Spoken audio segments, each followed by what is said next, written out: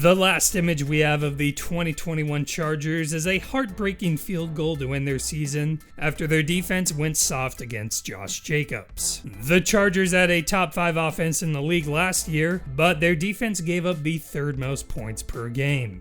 The only teams who gave up more points were the Lions and Jets. And you never want to be sharing company with both the Lions and Jets. So what does GM Tom Telesco go out and do? He builds a super defense to go along with his super offense. The previous core of this team was built through the draft. Justin Herbert, of course, was a first-round pick that many called a bust before he even stepped on an NFL field. Their other top 10 picks hit as well, with Joey Bosa, Mike Williams, and Rashawn Slater. Add on Derwin James as another first-rounder, and this team is stacked all over the field with major prospects that have met or exceeded expectations in the NFL. This is pretty similar to the Rams strategy, with the numerous hits in the draft to set the foundation for an aggressive offseason of trades and signings. Right before free agency began, the Chargers made their plan clear. Match Herbert's high-powered offense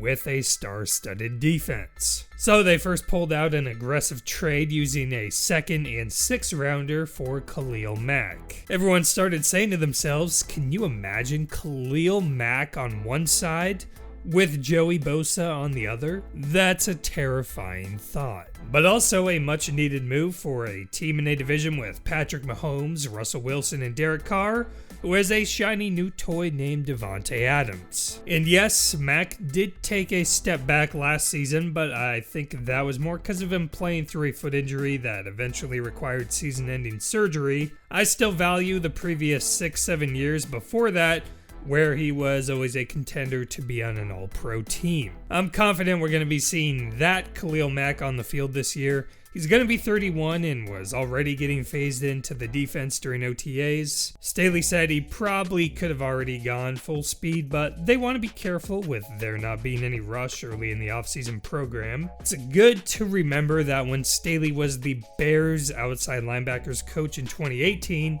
Mack was a first-team All-Pro, and the Bears had the #1 defense in the league. If healthy, Mack and Bosa should be the best edge rushing duo across the NFL. Now, when you look at the top of the offseason additions this team has made, it all begins with J.C. Jackson, who was one of the top free agents available this year. He's a Pro Bowl, All-Pro type player at a premium position. He's got some of the best hands across any secondary in the NFL. He can get timely turnovers, and with the Chargers pass rush, you could even argue his INT numbers could go up.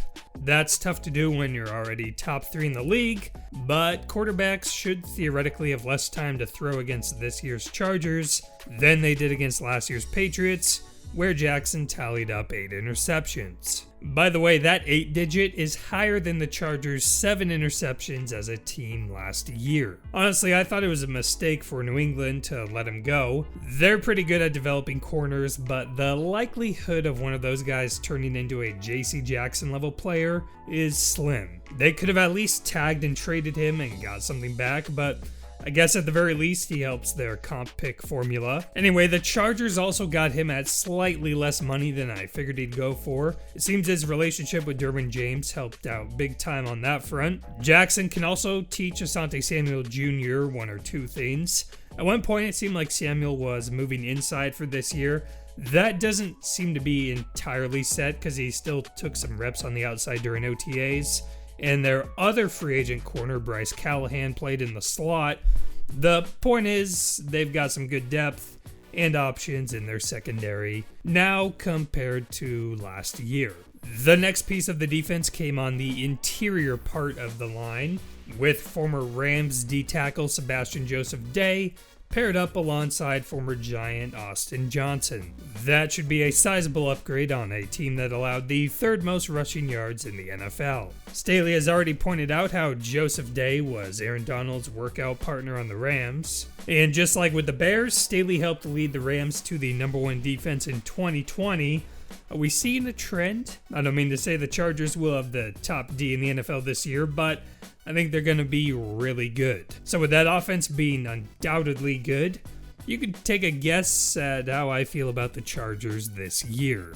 One underrated addition might be linebacker Kyle Van Noy. He had a pretty good year last year in New England. He's on the back end of his career, but he can still make plays and has been a part of multiple championship winning teams. On the offensive line, the biggest addition is first round pick Zion Johnson, who many people had as the top guard in the draft. The Chargers already had one of the best centers in the league in Corey Linsley. Matt Filer is a quality guard. Rashawn Slater could be a future All-Pro at left tackle.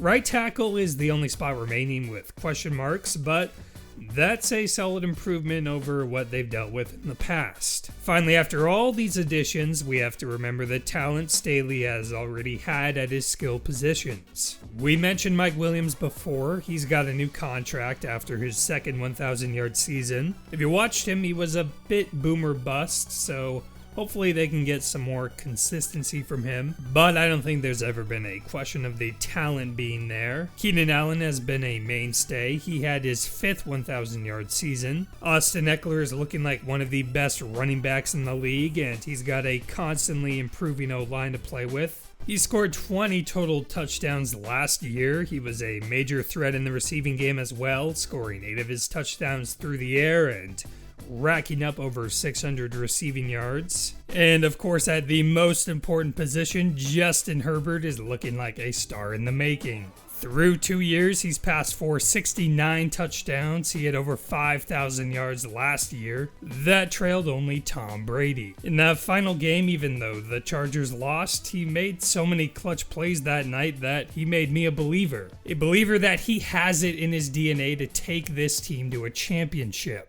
And yes, I say that without him having won a playoff game in his career. I'm confident he's got it in him. He needs to keep the turnovers down, hoping that'll be something he gets better as he gets older. But with this stacked roster, now kinda has to be the time. I know their division is the toughest in football, but honestly, they could very well come out on top. The Chargers don't want this to turn into a Clippers-Lakers situation where your players look up in their own stadium and all they see is another team's banners.